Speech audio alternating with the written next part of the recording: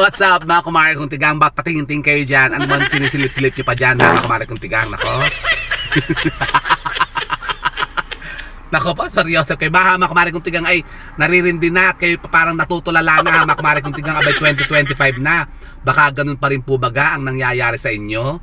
Nako, kasi kayo po baga ay sobra-sobra nang nag-overthink dahil sa dami-dami ng mga problema na pinagdaraanan nyo ngayon o yung mga problema pa na naiwan pa nung isang taon nung nagdaang 2024 at nadala nyo pa yan ngayong 2025. Nako, alam nyo po ba hamak mari kong tigang kontrahin nyo na po yan. Kasi ngayon nga po hamak mari kong tigang ay malapit na nga tigang. Malapit na nga po kasi ngayon na hamak mari kong tigang na magtapos nga po ang taon ng 2024 sa Chinese New Year. Kasi ngayon nga po di ba sasalubungin po natin ang pagpasok officially ng taon ng 2025 ng Year of the Snake. Yan na mga kumare kong tigang. At kung halimbawa kayo po napakarami pa rin talagang problema. Saan? Doon sa pinakamalaking problema natin lagi mga kumare kong tigang tungkol po sa ating mga pagkakautang. Nako leche, utang na yan, hindi na ubos-ubos. Nako pa. Kayo po baga mga kumare kong tigang ganyan din. Kayo po ba namumroblema pa rin ngayon hamak mari kong tigang sa mga pagkakautang po ninyo? Nako, alam nyo po ba hamak mari kong tigang na marami naman po tayong magagawang mga pamamaraan o mga pangontra laban sa mga pagkakautang na yan.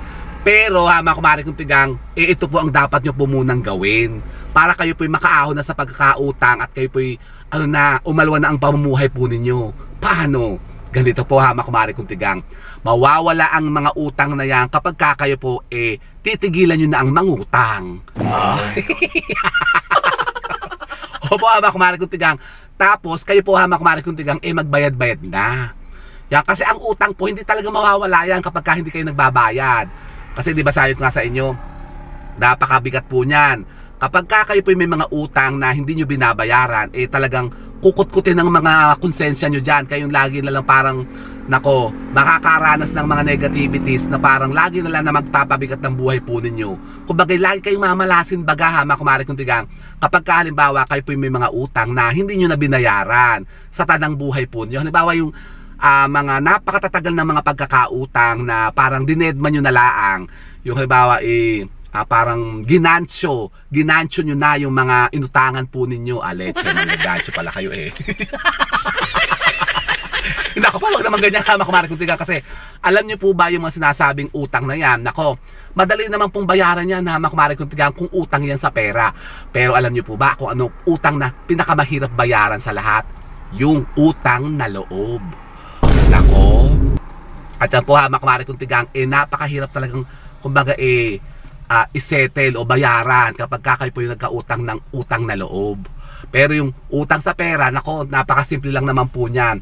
Kung talagang kayo merong willingness na makapagbayad at makapagsettle po dito.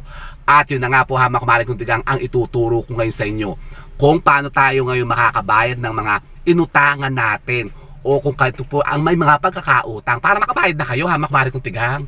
Para hindi na kayo namang problema ganyan na nag-overtake kayo pag ganyan-ganyan pa kayo. Let's kasi yun na po hamak mari kong tigang.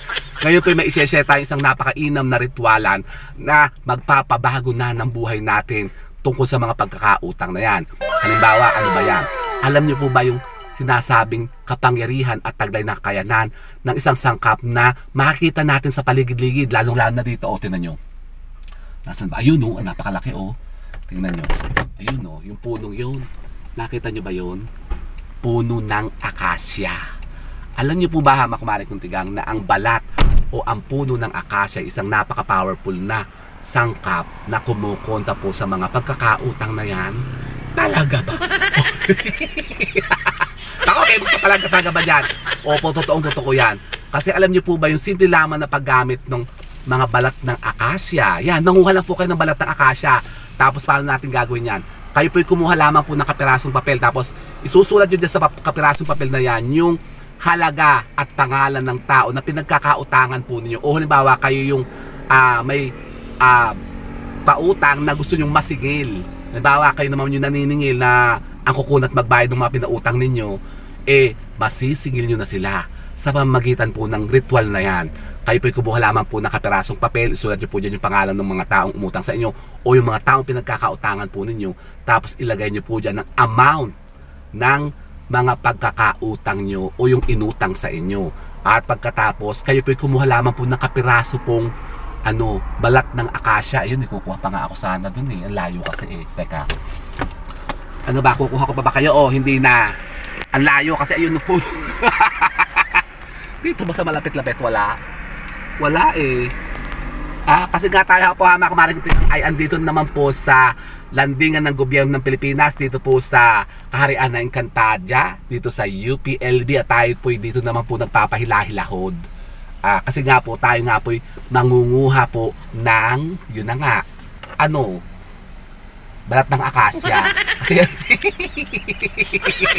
nako po, kasi yan po ang topic natin ngayon. Kasi tayo po mangunguha naman po ng mga utang. Yan, kung halimbawa kayo po mga kumaring napakaraming utang, ganyan po ang gawin po ninyo. Manguha po kayo ng balat ng akasya, yung malaking puno, yung maraming tilas, alam niyo yung puno ng akasya, yung madalas yan eh, pagka yung sa maliblib na lugar, pinamamahayan ng mga kapre. Talaga ba? Abi, opo mga kumaring kutigang, may kapre pa ngayon. Naku, leche, ako inuubo na naman eh. Kasi napakalamig pa rin talaga ng panahon. Ayaw pang uminit eh. Pagka naman mainit, gusto naman eh, umulan, lumamig. Naku, wala na masuutan ng panahon sa inyo eh. Napakareklamador nyo talaga. So yun na nga po hamak, ganyan po ang gagawin po ninyo. Kumuha po kayo ng kapiraso lamang pong balat ng akasya, tapos yan po ay bibilutin nyo po doon sa papel na sinulatan po ninyo nung pangalan ng taong pinagkakautangan po ninyo o yung may pagkakautang sa inyo at yung halaga ng pera na inutang nila.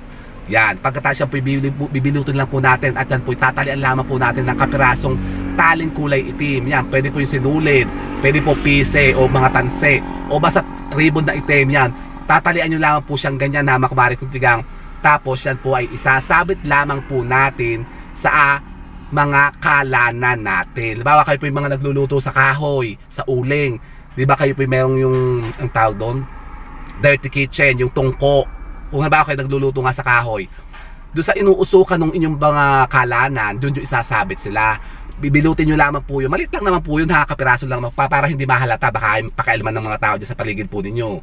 Sasabihin na, ano ba itong nakasabit dito? Kung ano, papel na nakasabit, tapos binuklat eh, yung pala eh, yung biyanan nyo pala yung pangalan ng pag biyanan nyo pala yung may utang ayaw bayaran. Tapos sabi, hoy, bakit ba inaano mo dito, isinustot mong pangalan ni nanay? Ano to, para saan to, may halaga pa. Sabi, gagaya ng utang ng nanay mo sa akin. Sabihin nyo, ganon. Tapos, pausukan nyo lamang po siya dyan, hamak kumari kung tigang hanggang kailan, wala naman pong definite time, hanggang kailan, basta't hanggang hindi po siya nagbabayad, huwag nyo siyang tatanggalin dyan. Or halimbawa, wala nga po kayo mga, yun na nga, mga kalanan tungko, yung mga dirty kitchen. Halimbawa kayo nagduduto, siyempre, baka nasa condo kayo, mga nasa apartment, o mga nasa, mga, yun nga, mga nakaka-LL na mga, na mga bahay. Siyempre, bawal naman magluto dyan, magsiga-siga ng kahoy, di ba, sa mga condo. Pwede naman po doon sa mga nyo, gas range. Diba meron po doon Elba. Alam niyo yung Elba? Yung exhaust fan, exhaust vent. Elba talaga. Social, naka-Elba. Yung mga exhaust vent ng nilalabasan ng usok sa mga kondo. Ganyan, meron ganyan yan eh. Kasi bawal kasi sa mga kondo yung mga mausok. Doon yun naman siya isasabit. I-tape nyo lang doon. I-scotch tape nyo. Isasabit nyo doon yun. Tapos habang kayo nagluluto, yung pong usok niya ang magpapatingar-ngar at magpapabalisa dyan sa taong mga inutangan po ninyo. Yan, o yung mga umutang sa inyo. Pagkatapos, pagka kayo po nakapaningil na, tanggalin nyo na siya, tapos pwede nyo na siyang i-dispose, pwede nyo siyang ibaon sa lupa, o pwede nyo rin po siyang sunugin. Yan ha, mga kumarit, ganun lang po ang gagawin po ninyo. Tapos, meron pong isang napaka-powerful po na manifesting spell na kayo magagamit para kayo po makapaningil na. Yan. Pwede nyo pong banggitin na makumari kung tigang o ibulong sa pangalan nila yung orasyon na Asur Akal. Yan. Napaka-powerful po niya na makumari kung tigang yung orasyon na yan. Ang Asur Akal o Asur Akal, 21 times nyo po muna yung ibulong sa pangalan po nila o do sa mga taong umutang sa inyo. Pagka maniningil na kayo, halimbawa ngayon i-due date na, sabi Mars, babayaran na sa katapusan. Siyempre pupunta ka na. Sabi mo, pag bago ka umalis ng bahay po ninyo, ibulong nyo po muna yan, yang orasyon ng Asur Akal. Yan na kumare kong tigang ng 21 times sa pangalan niya, tapos bago kayo tumawag sa cellphone, bago kayo pumunta sa bahay niya, bago kayo maningil, at makikita nyo, nako, talagang positibo, babayaran na kayo niyan. Makakasingil na kayo. Talaga ba? May meron ka pang grocery, may pang shopping na kayo. Di ba ga? So ito mga kumare kong tigang, subukan nyo po yan. Kung kayo po yung ngayon na talagang pong naririndinata, kayo natutulig na, tapos Mariosep naman, dahil sa mga pagkakautang na yan, yun na nga, gawin nyo po yan. Subukan nyo po yan na mga kumare kong tigang, wala naman pong mawawala sa atin kung itatry natin yan. Pero sabi nga po mga kumare kong tigang, ito naman po yung mga pawang gabay lamang naman po natin. Kung kayo naman po mga kumare kong tigang, hindi naman po naniniwala sa mga gantong mga pamamaraan at gantong gawain, huwag nyo itong subukan yan. Baka kayo po magkanda leche-leche lang dyan mga kumare kong tigang. Baka lalo kayo matulig. Pero kung halimbawa mga kumare kong tigang, kung gusto nyo talagang kayo po'y makaahon na sa mga pagkakautang na yan, para naman po mabago na po ang takbo ng mga pamumuhay po ninyo, subukan nyo po yan. Hindi nyo susubukan, subukan nyo. Para po kayo po ay makapagbayad na ng mga pagkakautang po ninyo. Kasi malay nyo, yan po ang makatulong po sa inyo mga kumare kong tigang, para mawala na yung mga problema nang yan sa mga pagkakautang po ninyo. O di ba ga? Gusto yan? Aba ako'y gusto ko yun mga kumare kong tigang. At iwasan nyo na po mga kumare kong tigang ang pangungutang. Nako, lecheng utang yan din nawala. So ito mga kumare kong tigang, sana po'y may napuno na kami mga bagong idea at kaalaman sa pagkonta sa masasabing mga kamalasan na yan, katulad ng ating mga pagkakautang. And with that mga kumare kong tigang, keep safe and God bless. Thank you for watching. And don't forget to subscribe my channel. I know you like it. And don't forget to brush your teeth. Nako, 2025 na mga kumare kong tigang, magpakalit na kayo ng mga toothbrush po ninyo. Baka naman ng mga toothbrush yung mga busangsang na leche. Bye mga kumare kong tigang. Saan na tayo pupunta? Naku, medyo maabot mo na naman Wala talagang katigil-tigil yung ulan na yan. Isasignal ba na mga kumare kong tigang, ako yung pupunta pa sa palengke?